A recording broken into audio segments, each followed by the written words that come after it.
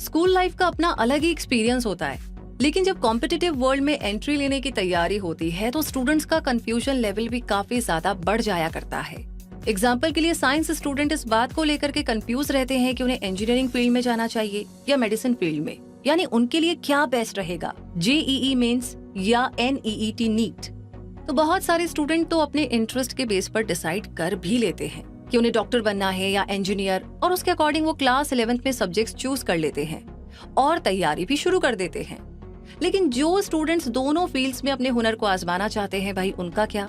तो ऐसे स्टूडेंट्स के लिए पीसीएमबी सब्जेक्ट्स बेस्ट चॉइस रहते हैं, क्योंकि इस स्ट्रीम के स्टूडेंट्स मैथ्स भी पढ़ते हैं और बायोलॉजी भी, यानी उनके लिए जेईई और नीट एग्जाम की तैयारी साथ में करना पॉसिबल हो जाता है।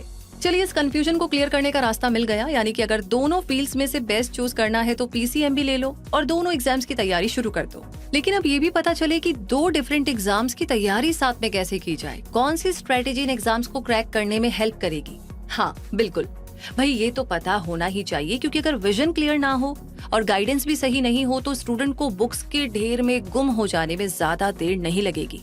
और बहुत सारा स्टफ पढ़ लेने से कोई पास हो जाएगा, इसकी कोई गारंटी नहीं होती है। इसलिए राइट स्ट्रेटेजी और राइट एफर्ट्स जरूरी है। और अगर आपको भी जेईई और नीट एग्जाम एक साथ क्लियर करने की स्ट्रेटेजी पता करनी है तो ये वीडियो आपके लिए भी है, इसलिए इसे पूरा जरूर देखें, बिल्कुल वैसे ही जैसे हर कॉन्सेप्ट को पूरा तैयार करते हैं। तो चलिए शुरू करते हैं और जेईई और नीट की तैयारी एक साथ करने की स्ट्रेटेजी बना लेते हैं, जिसमें सबसे पहले ये जान लेना बेहतर होगा कि जेईई में मैथमेटिक्स का वेटेज ज्यादा होता है और नीट में बायोलॉजी का। जेईई कंप्यूटर बेस्ड टेस्ट है और NEET pen and paper based test. JEE के subjects physics, chemistry and mathematics होते हैं, तो नीट के बायोलॉजी, केमिस्ट्री एंड फिजिक्स। और दोनों ही एग्जाम अपने आप में नेशनल लेवल के टफ एग्जाम्स होते हैं, जिनमें से एक एग्जाम को क्रैक करने के लिए बहुत दम लगाना पड़ता है। तो फिर आप तो दो एग्जाम्स को एक साथ लेकर चलेंगे, इसलिए आपको पेशेंस के साथ क्लैरिटी भी रखनी होगी, यानी दोनों एग्जाम्स के कॉमन सब्जेक्ट्स फिजिक्स और केमिस्ट्री को साथ में तैयार करना होगा और मैथ्स और बायोलॉजी को सेपरेट बट सफिशिएंट टाइम देना होगा। अब एक कॉमन क्वेश्चन जो अक्सर पूछा जाता है कि इन दोनों एग्जाम्स में से टफ कौन सा है, तो इसका जवाब तो यही है कि ये आपकी नॉलेज और इंटरेस्ट पर ज्यादा डिपेंडेंट है कि क्या टफ है। अगर आप मैथ्स में अच्छे हैं तो आपके लिए जेईई थोड़ा आसान हो जाएगा, और अगर आप बायोलॉजी को समझने और याद करने में अच्छा परफॉर्म कर पाते हैं तो आपके लिए नीट इजी हो जाएगा।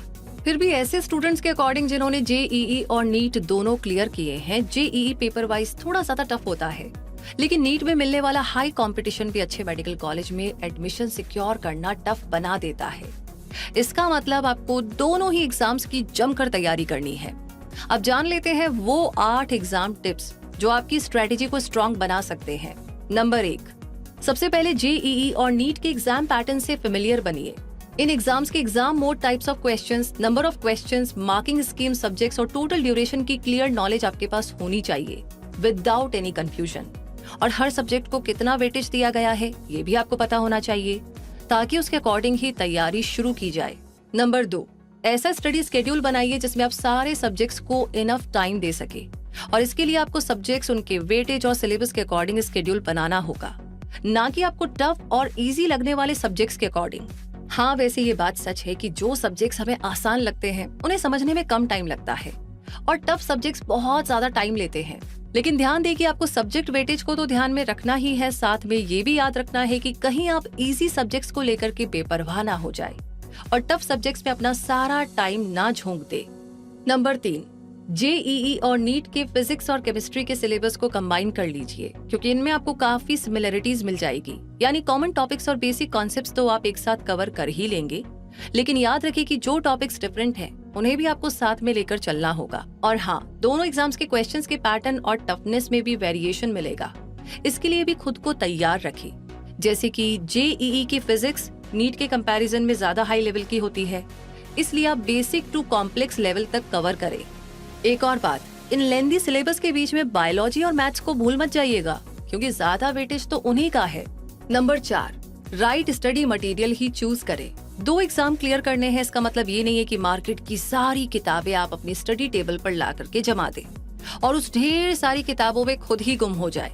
अगर बेस्ट परफॉर्म करना चाहते हैं तो सबसे पहले एनसीईआरटी किताबों को अपना बेस्ट फ्रेंड बनाइए, ताकि हर कॉन्सेप्ट और टॉपिक पर आपकी कमांड बन सके। उसके बाद अपने टीचर्स या सीनियर्स की सजेस्ट की हुई किताबों को अपने स्टडी रूटीन में शामिल करें। तो ऐसी कुछ किताबें हम आपको सजेस्ट कर सकते हैं जिन्हें जेईई और नीट के लिए गुड बुक्स बताया जाता है, और ये बुक्स हैं फिजिक्स के लिए NCERT physics class 11th and class 12th, concepts of physics by HC Verma और Arihant DC Pande series. Chemistry के लिए NCERT chemistry text books for class 11th and 12th, concise inorganic chemistry by JD Lee, Wiley Solomon Fryhle and Snyder organic chemistry for JEE, physical chemistry by OP Tandon, Concept of Physics Chemistry for JEE by P. Bahadur, and Modern ABC of Chemistry for Class 11th and 12th by Dr. S.P. Johar. Mathematics के लिए Plain Trigonometry by S.L. Loni, Problems Plus in IIT Mathematics A. Das Gupta, R.D. Sharma Objective Mathematics Book, The Elements of Coordinate Geometry, S.L. Loni, Algebra by Dr. S.K. Goyal, Arihant Publication, Play with Graphs, Amit M. Agrawal, Arihant Publications, differential calculus Amit M Agrawal, Arihant publications, और integral calculus Amit M Agrawal, Arihant publications. Biology के लिए NCERT text book biology class 11th and 12th, SC Verma biology books, biology by GRB Bathla's publication, Dinesh objective biology, Trueman's biology volume 1 and volume 2 और biology books by Pradeep publications. चलिए अब books के बाद आ जाते हैं tip number 5 पर, जो कि कहता है कि तैयारी के साथ साथ दोनों एग्जाम्स के सैंपल पेपर्स भी जरूर से सॉल्व करें और हर दिन मॉक टेस्ट सॉल्व करने की भी हैबिट डालें।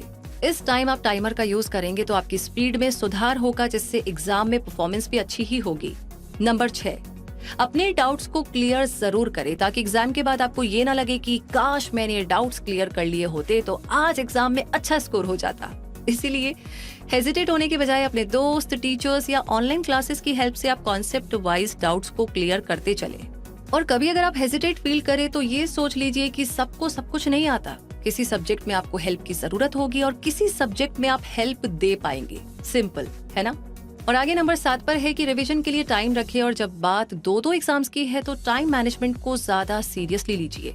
इसके लिए आपको प्रॉपर टाइम टेबल बनाने की जरूरत होगी और सीरियसली उस पर स्टिक भी रहना होगा।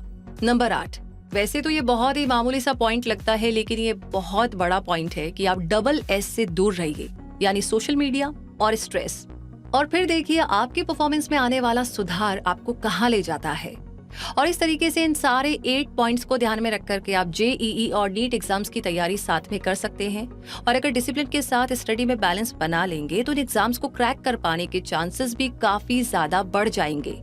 और वैसे एक और अच्छी बात हो सकती है कि तैयारी के दौरान आप डीप स्टडी करेंगे, तब आपको ये भी समझ में आ सकता है कि आपका इंटरेस्ट किस एरिया में ज्यादा है। यानी आप एक डॉक्टर बनकर के सेटिस्फाई फील करेंगे या इंजीनियर बनना आप पर सूट करेगा। और जब ऐसा होगा तो आपको अपने लिए बेस्ट करियर की डायरेक्शन पता चल जाएगी, और यही तो आप चाहते हैं। तो दोस्तों, ये जानकारी, ये वीडियो आपको कैसा लगा प्लीज कमेंट बॉक्स में लिख करके जरूर बताइएगा। हमारी टीम की मेहनत कैसी लगी उनके लिए जरूर से तारीफ में आप जो भी लिखे प्लीज जरूर से लिखिएगा, क्योंकि आपके जो ये प्यारे प्यारे कमेंट्स होते हैं ये हमारी पूरी क्विक सपोर्ट टीम के लिए होता है एक असली मोटिवेशन। हमें आगे वीडियोस बनाने के लिए, आगे मेहनत करने के लिए मोटिवेट करते हैं आपके ये कमेंट्स। और इसी के साथ आगे कौन कौन से टॉपिक्स है जिन पर आप वीडियो देखना चाहते हैं वो भी बता दीजिए। बाकी आई थिंक आपको पता ही है कि आगे कौन से 2 काम करने हैं। जितने भी नए लोगों ने आज हमें ज्वाइन किया है उनसे रिक्वेस्ट है कि बेल आइकन को प्रेस कर दीजिए और क्विक सपोर्ट चैनल को सब्सक्राइब कर लीजिए। तो रूबी आपसे फिलहाल के लिए कहेगी धन्यवाद। मिलेंगे बहुत जल्दी ही नए वीडियो में, तब तक के लिए जुड़े रहिए क्विक सपोर्ट के साथ।